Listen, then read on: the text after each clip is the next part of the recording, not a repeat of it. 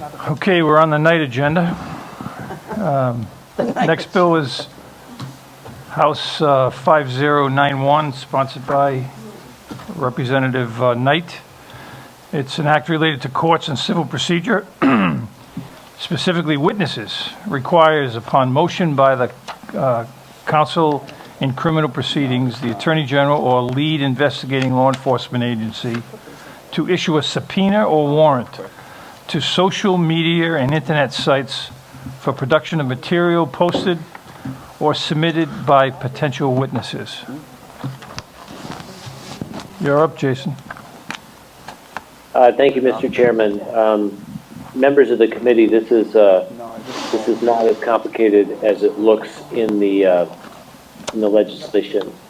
Basically, what I'm trying to do here is this: law enforcement has the ability, primarily through search warrants, to get at any information that it deems relevant to the investigation of a criminal act. And that's the way it should be. Absolutely. When you get a little bit down the road in the criminal case, there are times in our modern age where there is potentially exculpatory information that exists in social media. Think of like a Facebook post. Think of like, I got a couple more words. it's kind of silly to say, but this is what I'm talking about. Think of a Facebook post where somebody says, "Oh yeah, Bob over there is locked up for a crime that I committed," and it could be as simple as that. There's really no way for a defendant, through his or her lawyer, to get at that information and show it to a jury, because our social media companies can't be subpoenaed into state court because they enjoy the protection of a federal law that says basically a state court subpoena doesn't count.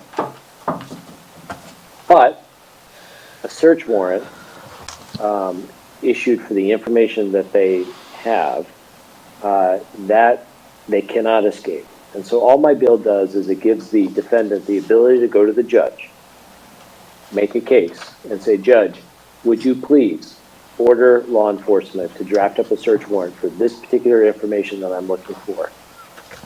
They can execute the search warrant, bring it back to you, Judge, not give it to me, but bring it back to you. You look at it and see if I'm right, that this information is relevant and exculpatory, and then give it to me. That's all the bill does. It is, I'll admit, an out-of-the-box solution, but this problem that occasionally rears its head in our system is real, and what effectively happens because of the way the federal law treats social media companies, and remember that law has been the same for decades. What effectively happens is that for certain kinds of evidence, it negates a defendant's Sixth Amendment right to the compulsory attendance of witnesses, the Sixth Amendment of the United States Constitution, the Bill of Rights. It negates that right for them, and this bill is a stab at fixing that. Representative Place, you have a question? Yes, Mr. Chair, thank you. Representative Knight, the only, I guess I got two primary concerns with this. The first one being, the way you describe it, it seems like it's more targeted than just a broad-based search. I mean, just the way the language, the way I read it again, being one of the non-lawyers on the committee, I see it as very broad and open to the potential for abuse. And I just wasn't sure if there was a way that you could narrow the language a little bit to ensure that we don't have a case where an overzealous defense attorney is trying to intimidate a potential witness by, just issuing. I mean, anytime someone knows that they're being subpoenaed or there's a warrant going to their private information, they get concerns. I just wasn't sure if there's any way that you could narrow the language a little bit to protect that. Well, I would love to. The problem is that you never know what you're going to find. And these days, just think about it like this.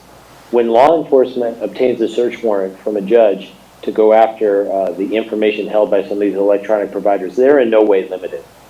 Law enforcement will say to I don't know, Verizon, Facebook, whoever, I want everything that you have associated with this internet protocol address or this name or this username, everything that you have between these two dates, right? Or the entire account. So the social media providers are used to providing this. I know that there are testimony or reaction to this bill by some folks who would say, you know, it's a violation because this bill would let a defendant go after the contents of communication, right? And I'm here to tell you that happens every single day on the law enforcement side. The content is what we have to go after because the content is often the evidence that we are seeking. So while I would love to sort of narrow it and make it a little cleaner, the fact-finding nature of the court process says that we have to, you know, if we're going to give the judges authority to make this order, it has to be real authority to dig up the evidence that we need. I just have one follow-on question to that. Thank you. Now, the way the language talks about the judge would not release would release the relevant evidence, but doesn't discuss necessarily what happens to the non-relevant. And does this open up the possibility that this witness, say maybe they do have some sort of criminal activity? God knows people are stupid these days, put everything on Facebook or social media. You know, if this judge goes in and sees this criminal activity, is this witness now liable for prosecution for anything the judge may find, even though it's not relevant to the case that was, caused the subpoena of the warrant to be originated? That is a very good what if. I would venture to say that probably wouldn't happen, or it wouldn't cause a scenario that I think you're alluding to, where the judge has to do something with this material. And let me tell you why. This judge review procedure is not novel. This happens every day as well. We just had the testimony from day one on another bill. Day one's records, treatment records, are subpoenaed every day into the courtroom, and our judges, our superior court judges, review all that evidence all the time, every day, looking for pieces of information inside that package of evidence that is relevant to the case, and then they turn it over to the prosecution and the defense counsel. And then they take the rest, package it up, and shred it. Sometimes that evidence has unsavory information that is not relevant to the case. My belief is that often it just gets shredded. And frankly, if the search warrant digs up something that's truly actionable, the social media providers have, rules in place, their own internal rules that would mandate some reporting to law enforcement anyway. Yes. And I lied. I do have one other question. On page 2, line 16, it gets into that, let's see, you can prove on this authenticity without preliminary testimony. Now, again, as the non-lawyer one of the non-lawyers on the committee, I'm understanding that traditionally, if you have a film, if you have a video, you have to trace that video back to the person who actually took it to prove that it's actually legitimate. Now, is this sort of bypassing that? No.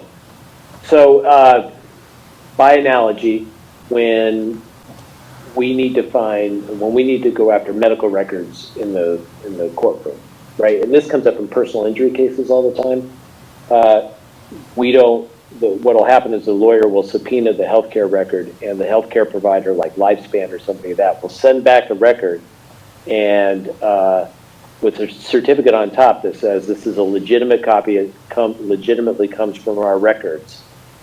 So if it can be used by itself without testimony to authenticate it in court, that's what that language in this proposed bill would do. So that would essentially say if a video was produced, the certificate would say that the video is in fact a video that was found on, for instance, Facebook's server under this particular name. The content of the video is, Facebook doesn't have anything to say about that. They can just say that it came from our servers under this username, generated at this time and place, and that's enough to authenticate it in front of a jury. It's actually a method to save manpower of having a human being come into court and say, yes, the stack of records came from us. Thank you. Dr. Corvese. Representative Knight, Yes. I think I like this bill. So, Whoa. are you surprised at that? I am not surprised because you're very smart and very wise, Representative Corvese. And you're getting to be a better politician by the day.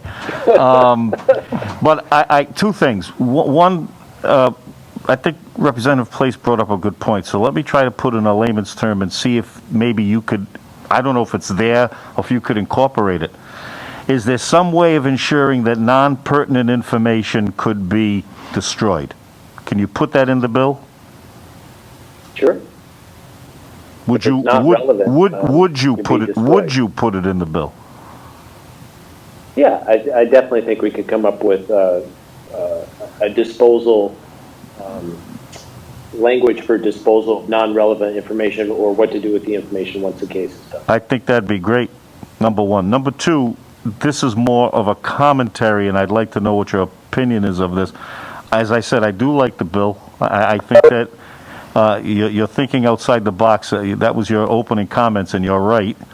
And I think if we could somehow secure the fact that non-pertinent information could be destroyed, that would make the bill stronger. But as a commentary, you do realize, and again, I am not a technologically savvy person, nor do I want to be at this point in my life. But you do realize that evidence can be fabricated. With the technology that's out there, things could be made to look one way when they're really another. I know that's a very non-eloquent way of saying it, and I know you know that. I think the only thing would be when the judge gets the information, I hope they realize that this could all be a facade or a sham, or just or fake evidence, if you know what I mean. Absolutely, Chairman. And I think it's important to note that in our court systems every day, this is what the lawyers and the judges and the juries do, is they look at the available evidence in any given case, and they make judgments about its credibility, about whether it's relevant, about whether it is probative of the issue, about whether it's credible, whether it is what it says it is. And I understand that. I understand that, and that's a very difficult task. But especially in this technological age, things can be made to seem what they're not. And I think that's especially when you're dealing with social media, the internet, etc. I just think that that's something. I mean, it's just a commentary. I don't. There's nothing you can do about that in the bill. The bill's pretty straightforward. I think it's a good idea. But I just worry about the quality of what's going to be extracted, the legitimacy of what's going to be extracted. That's all. I hear that, and I would, I totally appreciate that, and I would just say one thing, just as a coda, is that it cuts both ways. It's been my experience that more often than not, when you get some of this electronic evidence in your hands, it proves the case firmly, one way or the other, negating the need for a trial. It's saving the court time, saving juries the heartache of having to go into that room and do that, the task of Solomon of balancing the evidence. So on a whole, this stuff generally helps more than it hurts. Jose. I just wanted to clarify something really quickly. I keep messing that up, sorry. Took me 4 years to figure that out. Well, you know what? I think it's the opposite of the way you would think. Like, you would think when you know. Anyway, Representative Knight, I just wanted to clarify something on the question that Doc was asking here. Under this statute that we're talking about, am I reading it correctly that any subpoena here would be served on the actual social media company, Twitter, Facebook, etc.? Bless you. Yes, I think that's, I envision it being served in the regular course, right, to the agent of the company. One more time, please. I would envision if a subpoena was issued under this, if a subpoena was issued under this law, it would go towards the service agent for the corporation, which is what happens today. And so, for example, if you were subpoenaing my Facebook posts, it wouldn't be me who's giving you the material, it would be Facebook itself, correct? Yes. Okay, because I think that goes to Doc Corvese's point. Like, if it were up to me to give the material, I might be inclined to try to doctor it. But if it's Facebook or Twitter or anybody itself, you know, I don't think that would be a similar case. Right. All right, that's all. Good point.